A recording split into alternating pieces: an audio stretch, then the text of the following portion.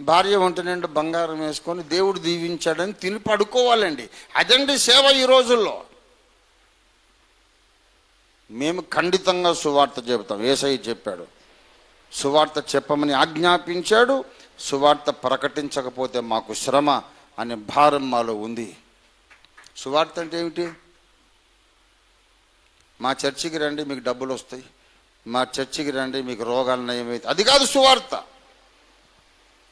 సువార్త అంటే ఏమిటంటే, మరి ఎవని వలనను రక్షణ కలుగదు, ఆకాశము క్రింద భూమి మీద మనుషుల్లో ఇవ్వబడిన మరి ఏ నామమున మనము రక్షణ పొందలేము.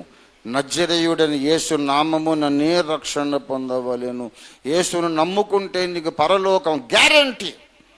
యేసును నమ్మకపోతే ఎంత మంచిగా బ్రతికినా నీకు నరకం గ్యారంటీ. ఇది సువార్త.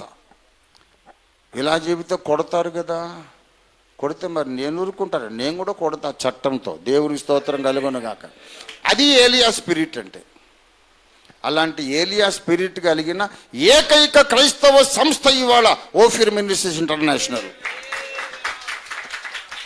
ఈ లాంగ్వేజ్ మాట్లాడే పాస్టర్ ఒకడు ఉన్నాడో నాకు చూపించాడు.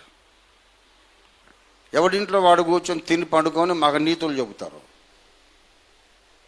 పనికొచ్చే మాటలు చెప్పండి, పనికొచ్చే పనులు చేయండి అయ్యా. ప్రయోజనకరమైన సేవ. సువార్త చెప్పవు, చెప్పేవాడిని చెప్పనీవు. పౌల్లాగా బ్రతకాలనే కాన్సెప్ట్ లేదు, ఏలియాలాగా బ్రతకాలనే కాన్సెప్ట్ లేదు. దేవుడు దీవించడం అంటే బోలో డబ్బులు ఉండటం, తిని పడుకోవడం, అది దేవుడు దీవించడం అంటే. మేము అలా కాదు. దేశంలో ప్రతి ఒక్క మనిషిని పట్టుకొని వాడి భాషలో వాడికి అర్థమయ్యే లాజిక్లో చెప్తాం. మరి ఎవరిని వలన రక్షణ కలగదని మమ్మల్ని ఆపడానికి వీల్లేదు. ఆపాలి అనుకుంటున్న వాడిని చట్టంతో మేము ఆపుతాం. దేవునికి స్తోత్రం కలుగును గాక. హల్లెలూయా. This is ఓఫీరిజం. 45 ఏళ్ల పోరాటం తర్వాత 66 ఏళ్ల వయసులో ఇవాళ నేను ఇంకా 1980లో ఎంత పదును మీద ఉన్నాను, ఇప్పుడు అదే పదును మీద ఉన్నాను.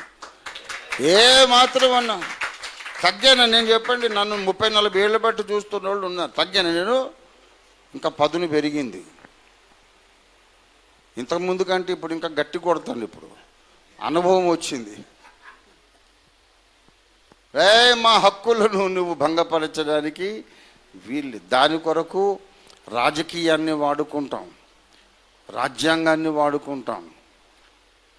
మా ప్రాథమిక హక్కులలో ఒకటి సువార్త ప్రకటన. నీకు ఉంది ప్రాథమిక హక్కు. మీ మతాన్ని మీరు ప్రచారం చేసుకోండి. నేను మొన్న పిలిపించాను.